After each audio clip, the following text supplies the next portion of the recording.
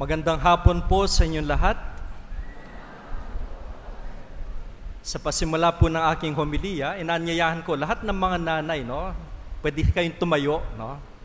Please stand. Lahat ng mga nanay. Ayan. Palakpakan natin lahat ng mga nanay.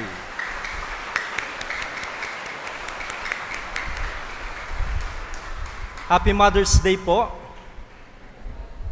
Mari muna po kayo mo po, mamaya merong blessing para sa inyo. Yung pagdiriwang natin ng Mother's Day ngayon ay akmang-akma sa pagdiriwang natin ng linggo na ito, yung liturgical celebration. Bakit? Ano ba ngayon? It's the 4th Sunday of Easter. Ang bilis, no? Ika-4 na linggo na ng Pasko ng Muling Pagkabuhay. And tandaan ninyo ito, every 4th Sunday of Easter is considered as Good Shepherd Sunday. Good Shepherd Sunday. And what better occasion to celebrate Mother's Day than on this day, Good Shepherd Sunday? Sapagkat, of course, aside from our fathers, yung mga nanay din natin, sila yung nagsisilbing mga pastol sa kawan. Ano yung kawan? Yung pamilya, yung mga anak. Kung babalikan natin yung ebanghelyo noong nakaraang linggo, ano yung narinig natin mula sa Panginoong Jesus kay Pedro? Feed my lambs, take care of my sheep. At pag inisip natin, sino ba yung nangangalaga? Sino ba yung nagpapakain? Di ba yung mga nanay? And so they can very well be described as good shepherds. And today, yung ating Panginoong Jesus, pinapaalala sa atin sa mga salitang ito, nakikinig sa aking tinig ang aking mga tupa. Kilala ko sila at sumusunod sila sa akin. At walang sino mang makaaagaw sa kanila mula sa aking kamay. Ang gandang paalaala, nakikinig sa aking tinig yung mga tupa. Tapos yung pagkakakilala, di ba?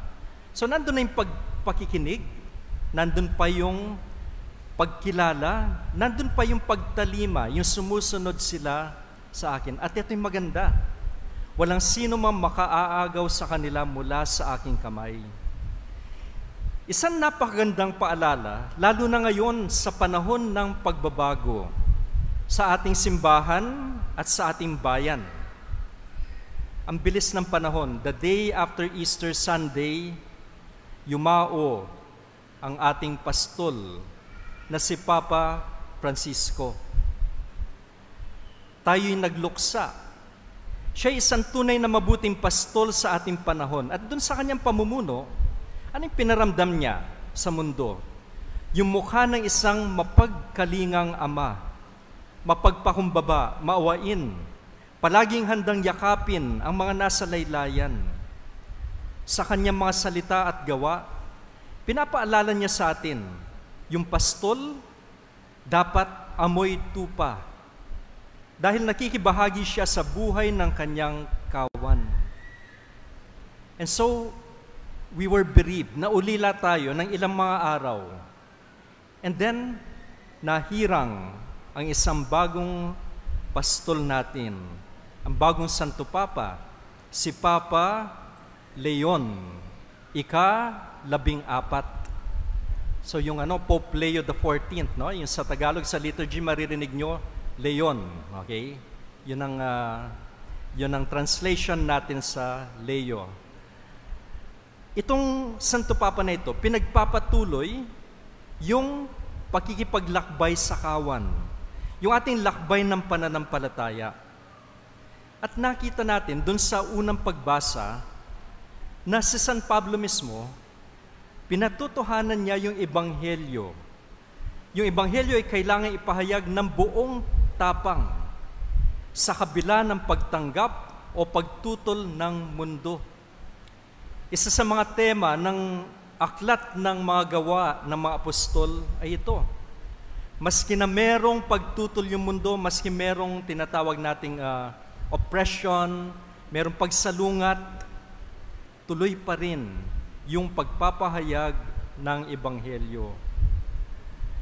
Gaya ng naging tapat si Papa Francisco, naway maging tapat din sa pagtuturo at pamumuno itong ating bagong Santo Papa, si Pope Leo XIV.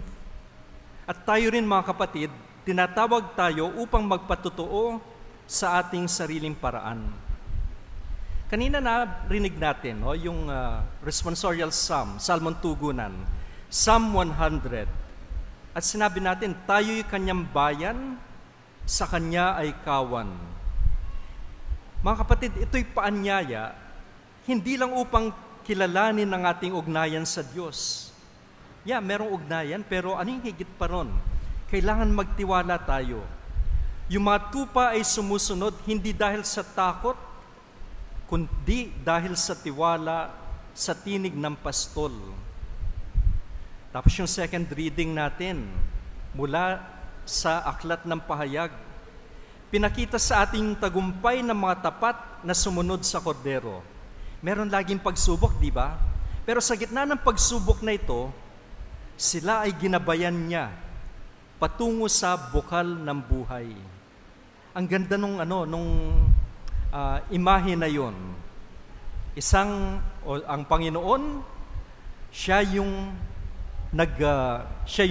nagtutungo at tayo sumusunod doon sa bukal ng buhay.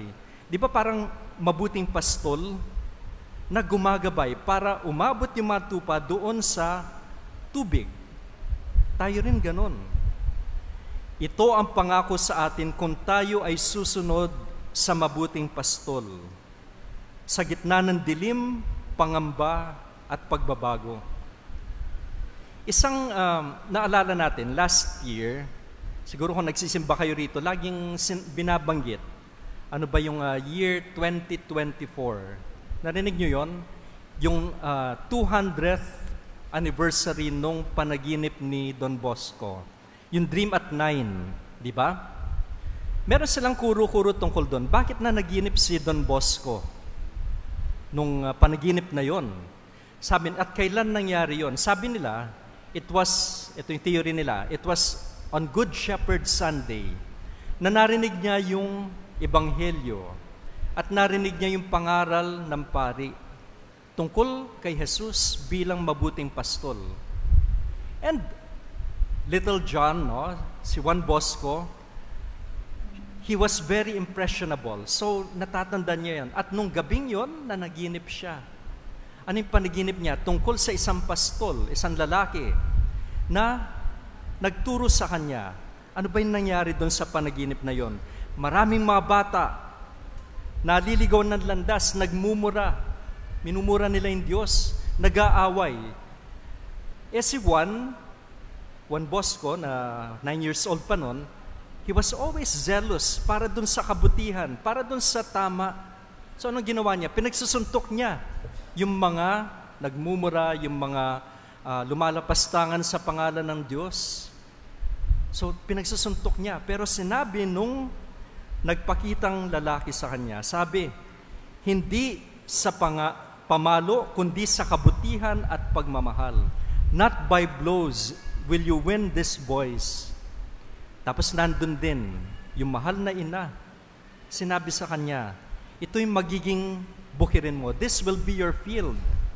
And so, be humble, be strong, be steadfast.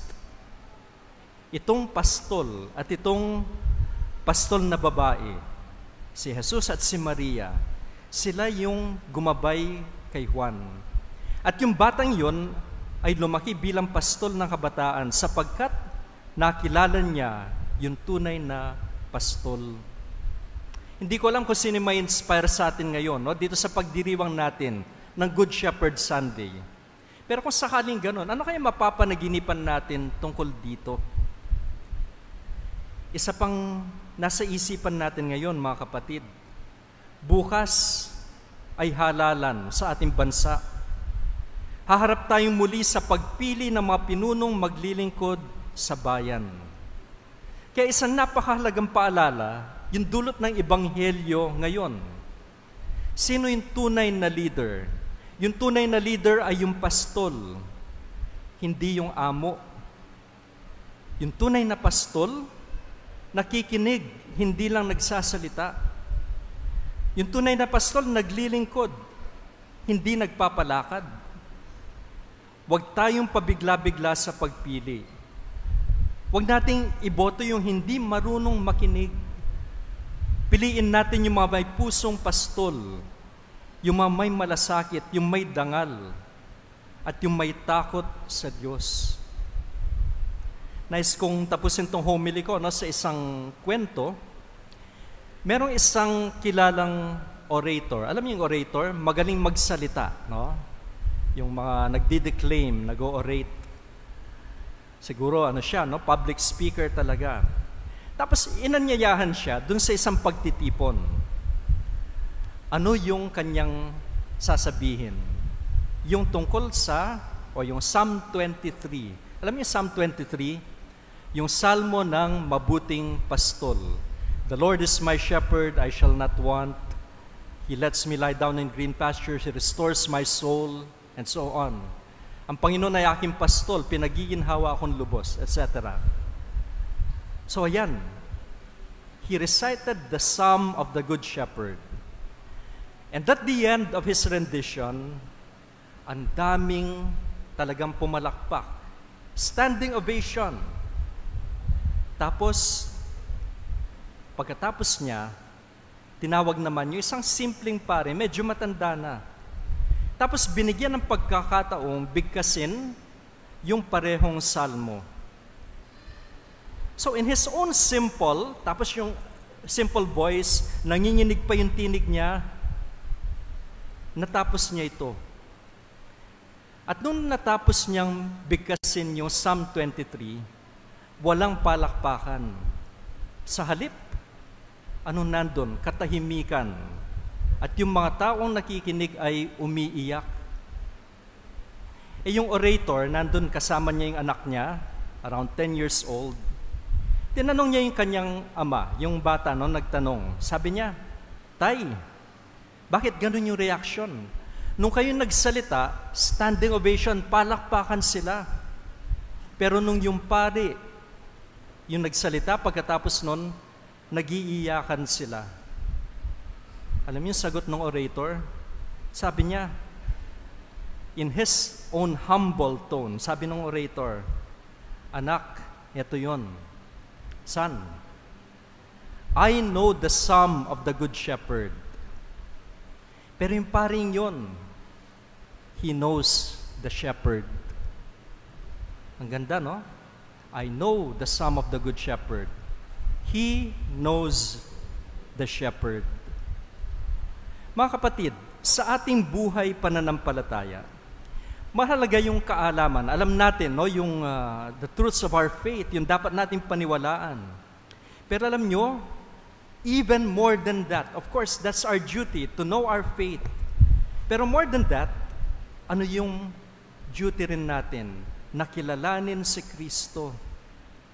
Sa panahong tayo'y naliligaw, nabibigatan, natatakot, huwag lang tayong magbasa nung salmo na yon. Makipagtagpo tayo sa mabuting pastol. Makinig tayo sa kanyang tinig. Ano yung objective ninyo every time that you come for Mass? Madalas, marami akong matututunan, no? Kapag nagsimba ako. Pero sana hindi lang yun yung aim natin. Sana yung aim natin, at the end of this Mass, will I be closer to the shepherd? It's not just a matter of knowing Him more, but it's a matter of loving Him more. To make that relationship even closer. Mga kapatid, sa misang ito, ipagdasal natin yung ating bagong pastol, si Pope Leo XIV. Naway maging pastol na may puso ni Kristo. Tapos, pasalamatan din natin ang ating Panginoon sa handog niya sa atin ng ating yumaong Santo Papa, Pope Francis, na naging saksi ng kabutihan ng Panginoon. Pero ipagdasal din natin yung ating bayan, naway yung mga mahalal, sila'y tunay na maging mabuting pastol. And finally, para sa ating lahat, Nawa sa bawat araw ng ating buhay, hindi lang natin alam yung Psalm of the Good Shepherd, pero kilala natin yung Good Shepherd. God bless us all.